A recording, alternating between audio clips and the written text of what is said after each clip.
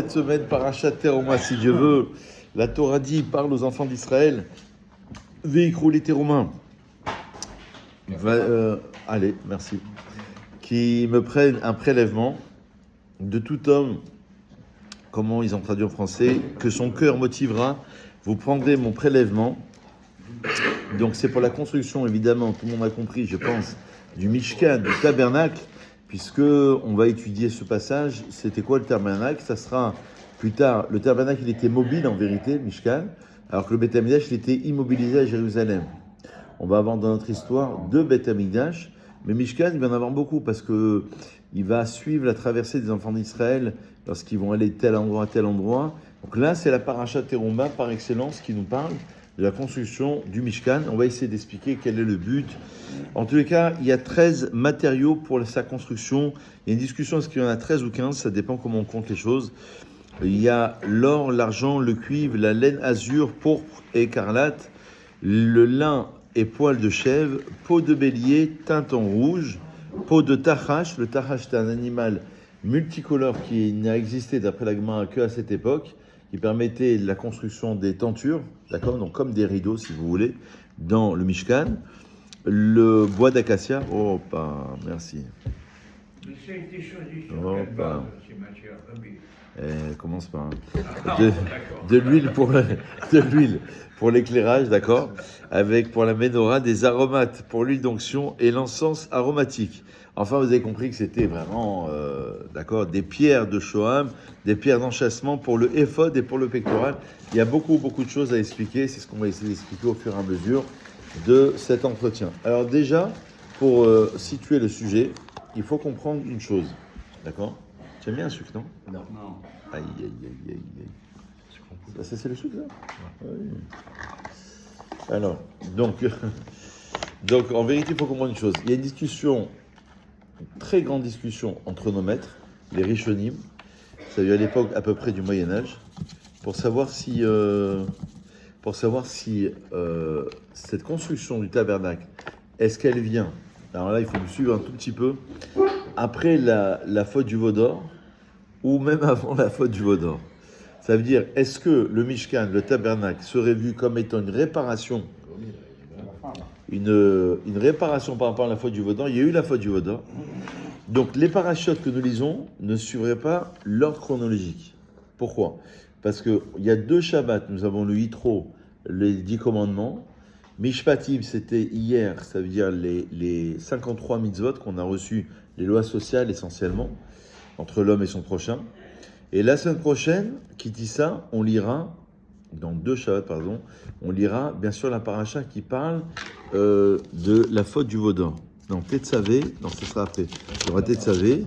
Dans 2 semaines, il y aura Kitissa. Là, c'était Romain. Donc, en fait, on va évoquer la faute du veau d'or après la construction, au niveau chronologique, du tabernacle.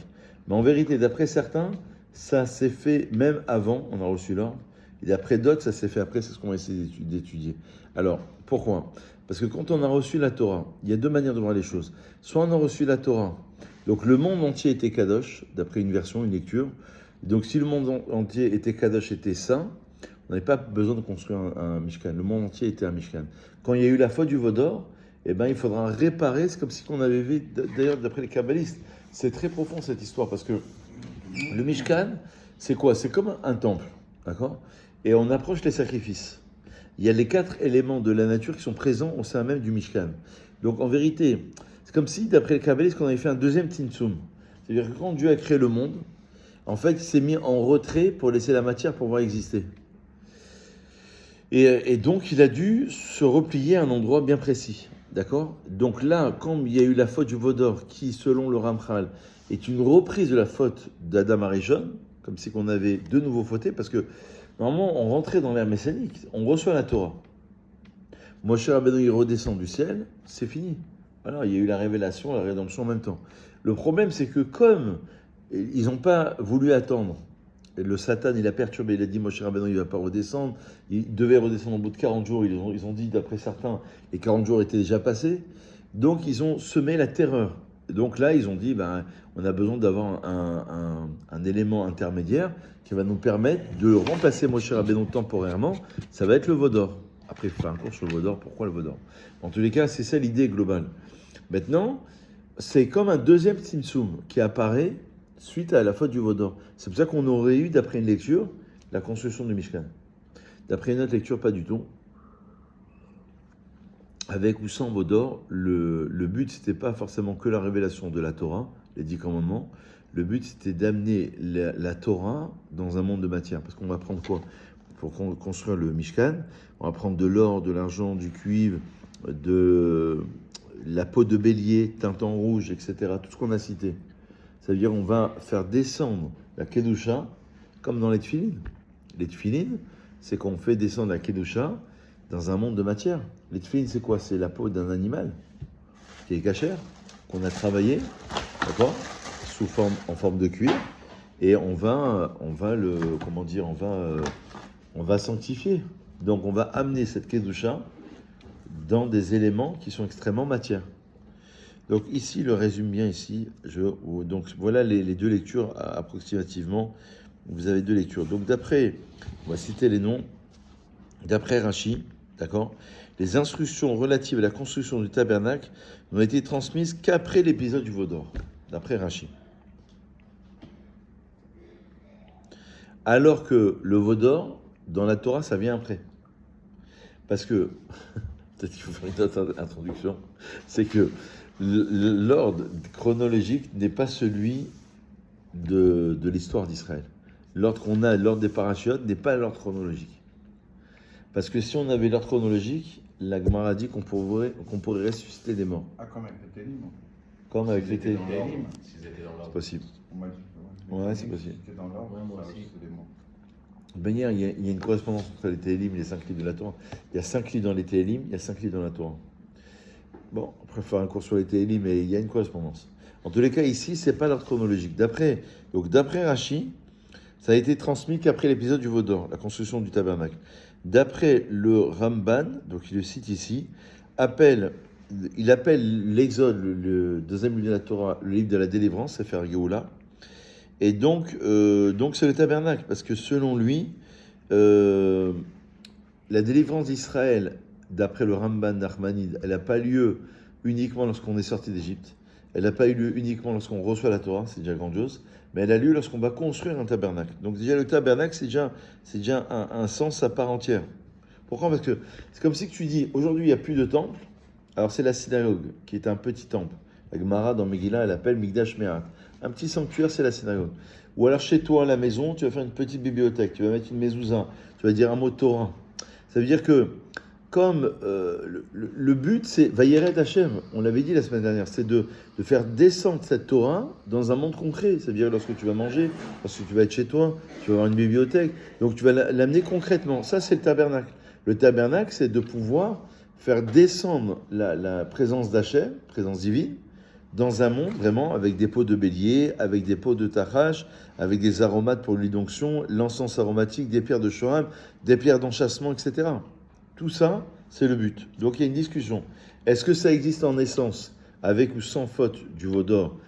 C'est la position de Ramban, qui considère que le tabernacle, il existe à part entière, parce que de toute manière, le but, c'est de faire descendre cette Torah. D'après Rashi, non. Et d'après d'autres, comme le Sforno, c'est de considérer que non, c'est une réparation par rapport à la faute du veau d'or. Quel est le lien? C'est que l'or qu'on a utilisé pour construire la faute du veau d'or, parce qu'on était impatient, parce qu'on voulait remplacer temporairement Moshe Rabbeinu, on va utiliser de l'or cette fois-ci pour construire le tabernacle. C'est une forme de tikkun. Ok? Donc voilà la grande discussion entre les deux. D'après le Rav Hirsch, enfin, pour comprendre un peu mieux les choses, on peut trouver la signification profonde du tabernacle et son rapport avec la vocation d'Israël. Ils feront pour moi un sanctuaire et je résiderai parmi eux. C'est le fameux verset classique, grand verset qui dit que le but, c'est de résider en vous, parmi vous, avec vous. Ce sanctuaire est l'obligation pour Israël de sanctifier leur propre existence, comme le souligne la Torah à plusieurs reprises. Ça veut dire que ça ne sert à rien de faire une synagogue ou de faire un Beth Midrash si toi-même tu t'es pas sanctifié. Le but, c'est que tu puisses avoir une influence sur ta propre personne. C'est pas juste parce que sinon tu vas faire. Le prophète qui reproche Israël, un des prophètes, des grands prophètes d'Israël, il leur dit à quoi me servent toutes vos maisons de sanctuaires, etc., si vous-même vous n'êtes pas sanctifié. Donc le but, c'est de sanctifier l'homme. C'est que l'homme fasse en lui un sanctuaire pour Hachem. D'accord?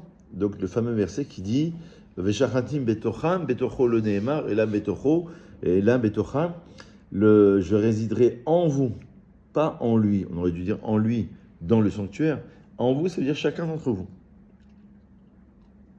D'après le Ramchal, quatrième explication éventuelle, lui il considère que les trois parties dans le Mishkan, plus tard dans le Beth Amikdash, ça correspond à trois parties dans l'homme.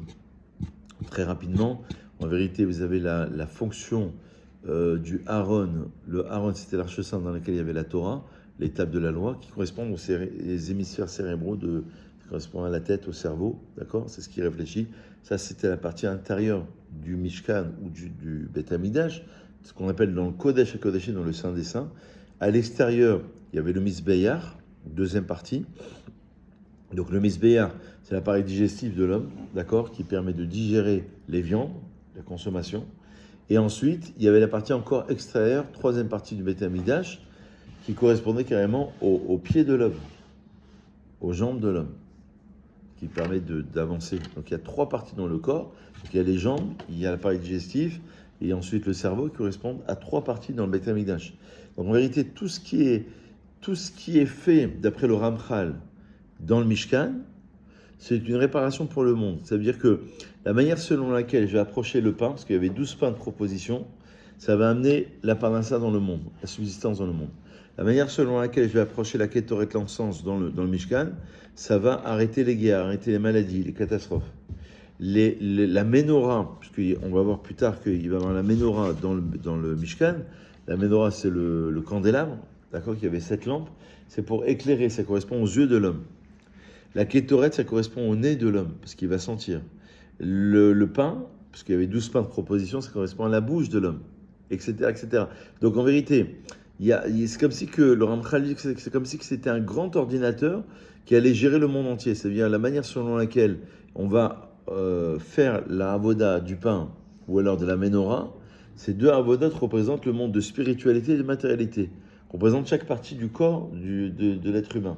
Le pain, ça va être la subsistance, la parnassa, et la lumière représentée par la menorah, ça représente la lumière spirituelle. Alors regardez juste un petit mot justement sur ce point. Et moi je voulais vous faire les deux krouvim, les deux chérubins et évidemment la menorah. La menorah, il dit comme ça, il donne même un tableau de la menorah ici. Il dit que ça symbolise la lumière de l'esprit, la menorah. Il y avait 7 lampes, d'accord? Donc il y avait sous forme de fleurs, parce qu'il y avait comme une coupe sous forme de fleurs, pérach. Il y avait le pommeau qu'on appelle kaftor. Il y avait une forme de coupe pour soutenir, donc comme le petit vase qui va soutenir la lumière, qu'on appelle Gevia, la coupe. Il y avait les kanim qui s'appelaient les branches, et une base à 3 pieds. C'était le Kohen qui allumait tous les jours la menorah. Mais la Gemara dit, Dieu n'a pas besoin de lumière. Donc c'est une lumière spirituelle. Ça symbolise la lumière de l'esprit. Elle est disposée près du mur sud du tabernacle, face à la table qui se trouve au nord. Donc la table représente, l'un en face de l'autre. La table représente la matérialité. La table sur laquelle il y avait les pains de proposition, encore une fois, ça représente le pain, donc la matière, la subsistance. Et la menorah, ça représente la lumière.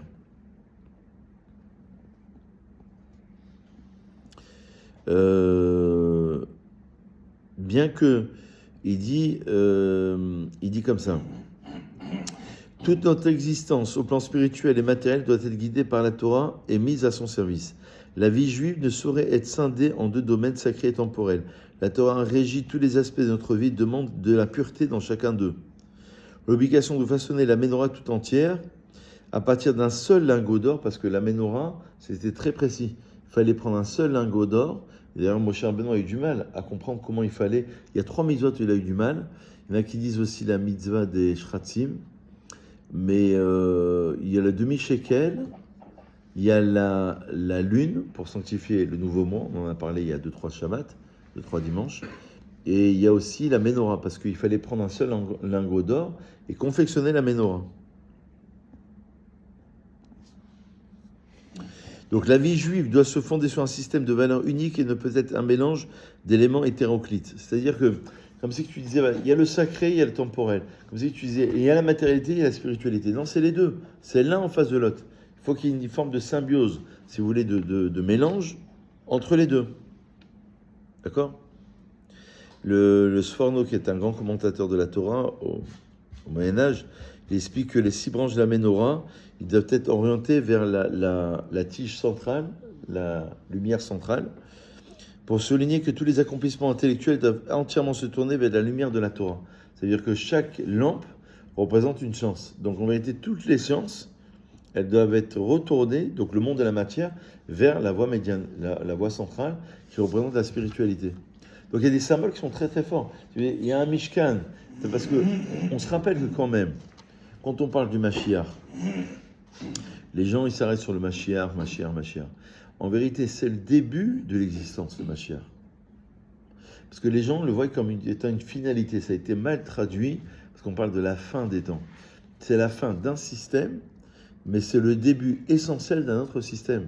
Or, le Mashiach, il n'a de lieu qu'avec le 3e temple.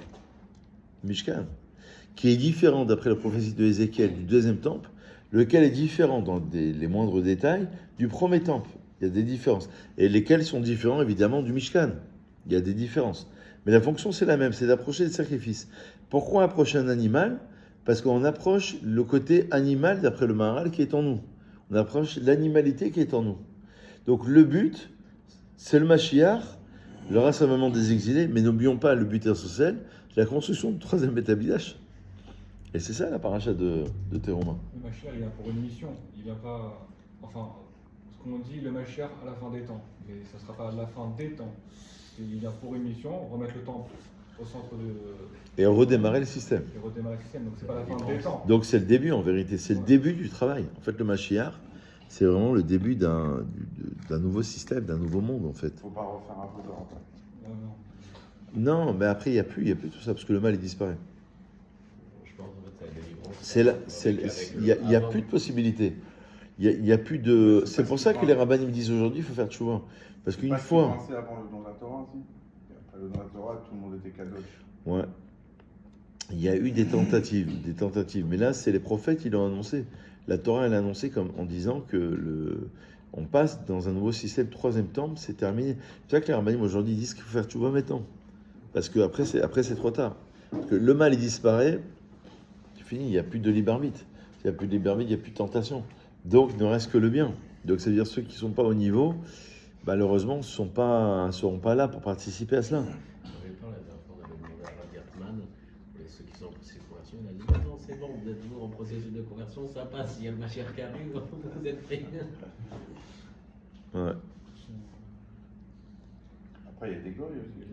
Moi, ils ont pu faire le haut d'or et la puissance d'Hachem entre l'Église et... Ah, c'est une bonne question. Très bonne question. Vous avez compris la question ? Combien de temps il y a eu entre la sortie d'Égypte et le haut d'or? On sait à peu près. Alors, en vérité, quand ils reçoivent la Torah, c'était le 6 Sivan, en fait, ils sortent d'Égypte le 15 Nissan, ils reçoivent la Torah le 6 Sivan, donc 50 jours après, Pesach Shavuot, et 40 jours après, le 17 Tammuz, ils font la faute du Vaudor. Parce qu'ils disent, normalement, le 17 Tammuz, Moshe Rabbeinu, il aurait dû redescendre. Il va redescendre un peu plus tard, quelques heures après. Le Satan va perturber. En vérité, je pense que c'est la tentation qui est là. Ça veut dire que au niveau le plus élevé, il y a encore la tentation. On se rappelle que d'après les commentateurs, le Ramban, par exemple, d'Armanide, lui considère que le Vaudor, c'est le Erev Rav. Et c'est qui le Erev Rav ? Ce sont les Égyptiens qui ont voulu se convertir, entre guillemets, et rentrer dans le peuple hébreu. Ce sont eux qui vont faire fauter. Ce sont eux qui vont décourager le peuple, qui vont dire non, il ne va pas revenir, non, ça va être compliqué, etc. Et c'est à cause d'eux. Et Dieu leur a dit, et Dieu lui a dit à Moshe, ne les prends pas, il a quand même voulu les prendre. C'est ça, c'est à cause du Erev Rav. Bon, après, c'est l'élément déclencheur. Après, le peuple a quand même suivi. Donc il y avait quand même un problème. Qu'est-ce qui a fait que Moshe les a prises si Dieu lui a dit non? Qu'est-ce que on le sait, ça, on le dit? Qu'est-ce qui a fait que Moshe ça a basculé, qu'il les a acceptés? Moshe, il est un petit peu légal. C'est celui qui, quand il y a eu la faute du veau d'or, Moshe, Hachem, il veut il veut anéantir tout le peuple. Il a dit, je vais prendre un autre peuple. Et Moshe, il obtient quand même des choses. Par exemple, il obtient le pardon pour la faute du veau d'or. Bon, on se rappelle que la Gemara, elle enseigne qu'il y a 2 péchés qu'on porte sur nos épaules jusqu'à la fin des temps, jusqu'à l'époque du Mashiach. Il y a la faute du veau d'or et la vente de Joseph.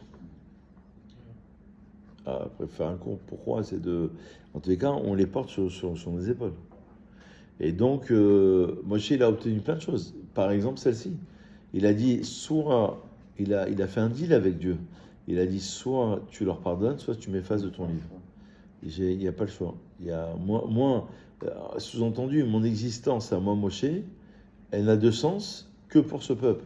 Si tu effaces ce peuple, tu m'effaces à moi. Parce que Moshe Rabbeinu, selon la Kabbalah, il le comprenait comme le tzaddik. Il comprenait toutes les âmes d'Israël. Donc il représentait toutes les âmes d'Israël. Donc Moshe Rabbeinu, il est presque face à face avec Dieu. Il discute. Donc il obtient des choses. Et puis il a le libre arbitre de pouvoir aussi penser que, comme d'après la Kabbalah, les âmes du Erev Rav étaient au même niveau à peu près que l'âme de Moshe, il s'est dit, je vais pouvoir les rattraper. En fait, c'est l'espoir, l'optimisme de Moshe Rabbeinu. C'est-à-dire qu'on va en faire quelque chose de ces âmes et que le peuple, il a le droit au pardon, etc. Mais il n'y a pas que de Pakati, c'est-à-dire Dieu va se souvenir de la faute du veau d'or. Mais c'est dingue parce que on a à peu près une histoire similaire. J'avais vu un commentaire qui disait, à l'époque du roi Salomon, le roi Salomon, il a construit le premier temple, c'était la paix dans le monde, la paix avec les nations. Les nations goy, certaines ont participé, le roi de Hiram par exemple, a participé à la construction du temple. Et juste après le roi Salomon, c'est la division des 2 royaumes en 2. Chacun veut régner. Ce qu'on appelle le schisme, la séparation entre Roboam et Jéroboam. Alors on se dit, mais comment du père, on passe juste après avec le fils, séparation des 2 royaumes. On est à l'apogée. Presque c'est l'époque messianique, il y a la paix dans le monde, il y a l'or, il y a l'argent, il y a tout ce qu'il faut. Et juste à son fils, on passe à la perte de son fils, séparation. Ça veut dire qu'on n'est jamais épargné. C'est-à-dire même au niveau le plus haut, on peut encore chuter, quoi. Il y a encore une tendance. Le Satan est très fort. Quand on lit que Shlomo Améler, il n'a rien à voir avec son père. Hein. Shlomo Améler, le roi Salomon, oui. Le roi Salomon. Alors c'est Shlomo Améler avec son fils, hein. C'est pas avec le père. Le père de Salomon, c'est le roi David. Là, on parle de Salomon avec ses enfants, Roboam et Jéroboam. C'est pas ses 2 enfants, mais avec ils vont être rivaux, quoi. L'un, il va être rival de l'autre. David et Salomon, ils étaient assez différents. Oui, ils étaient différents. Mais là, on parle pas de ça. On parle pas de la différence de David et Salomon. Là, on parle de Shlomo avec ses enfants. Donc, c'est assez douloureux, tout ça.